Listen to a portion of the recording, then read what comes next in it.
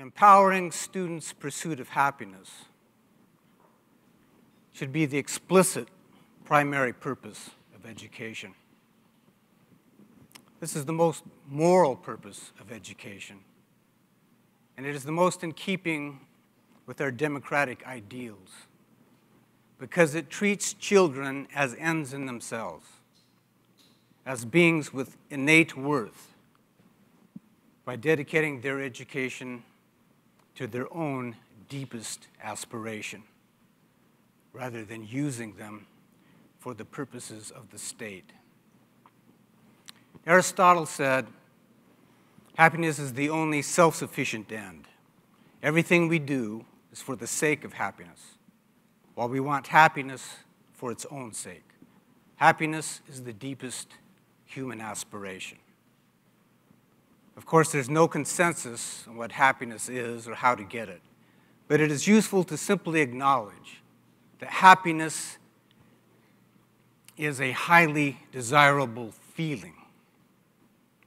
It is useful because it highlights the importance of feelings. The subjective quality of our lives is the quality of our feelings. The personal value of any experience in the moment you experience it is what you feel about it. No feeling, no caring. It is the heart that bestows experiential value, not the cold reasoning of the mind. Ultimately, the value of education is what it contributes to the aspirations of a human heart to feel as it chooses.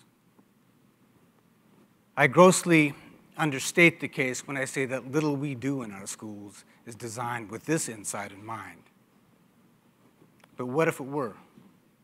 What if we took feelings, took happiness seriously in our schools?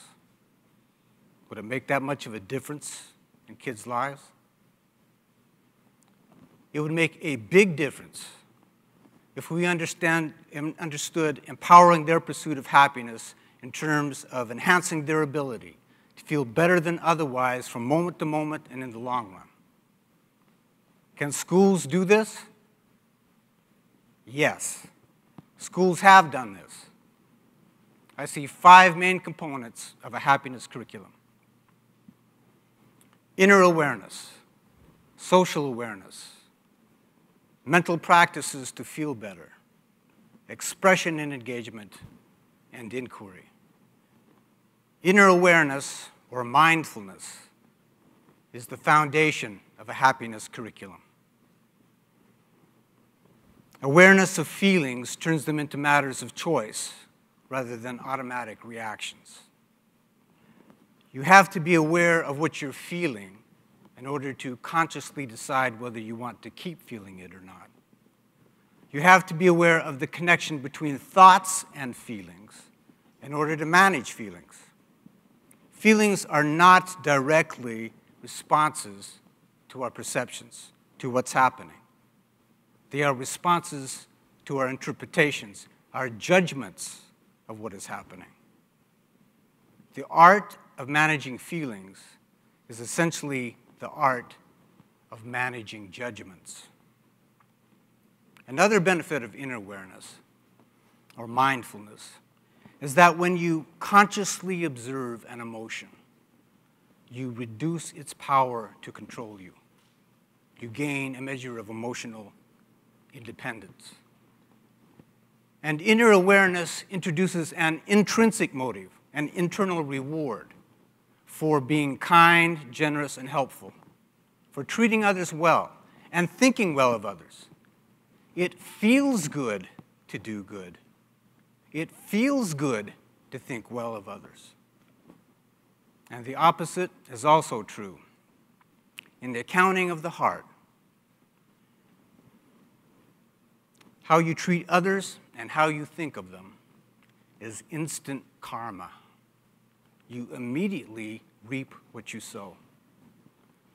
With inner awareness, children would repeatedly experience this. This would transform the teaching of values in our schools. Social awareness is related to this. A program called Social and Emotional Learning has been introduced to tens of thousands of schools. One of the techniques they use is to have kids frequently talk about their feelings, to try to describe what they're feeling now or how they felt at a time in the past. Hearing others talk about their feelings helps a child become more aware of his or her own feelings. And it opens the door to empathy and understanding by shining light on the inner lives of others.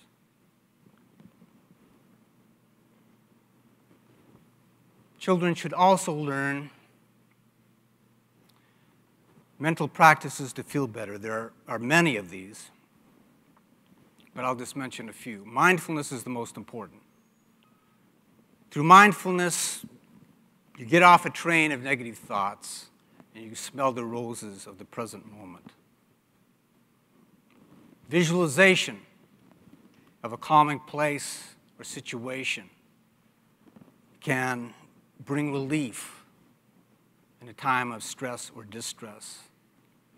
Gaining perspective by standing back and seeing the larger picture can turn the mountain of the present problem into a speed bump on the road of life.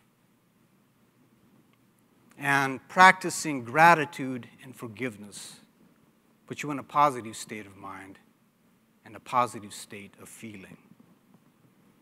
Expression and engagement are ways of feeling by doing. Children should have far more opportunities than they do to experience the joy of creative expression. Opportunities to engage in creative activities just for the fun of it. With inner awareness, children would more likely discover what they enjoy doing most. They would become more aware of where their passion lies. Engagement has more to do with what students would do outside the classroom. It might include performing random acts of kindness and writing about it, or taking part in a service project. I would emphasize engaging with nature. I think this is something that is missing in the lives of many children. Systematic and ongoing inquiry into the fundamental questions of life should be the academic heart of a happiness curriculum. Children should engage such questions as how should I live? What is the good life? What is the social good? What is the nature of reality? What is happiness? What is love? Freedom? Justice? A great deal of research shows that turning learning into a quest to answer an open-ended question, a question without a definite answer, is the most engaging and effective way to teach critical and creative thinking, problem-solving skills, thinking outside the box, and if it's communal inquiry, communication skills. It is a superior way to get kids to learn and retain knowledge. But more importantly, inquiry into the fundamental questions of life shines the light of the examined life on the important decisions they will make. What would the outcomes of such an education be? Children will be far more aware of what they're really looking for in everything they do. They will have a deeper sense of purpose. They will know how to find shelter and resilience in the storms of life. They will be more aware of where their passion lies.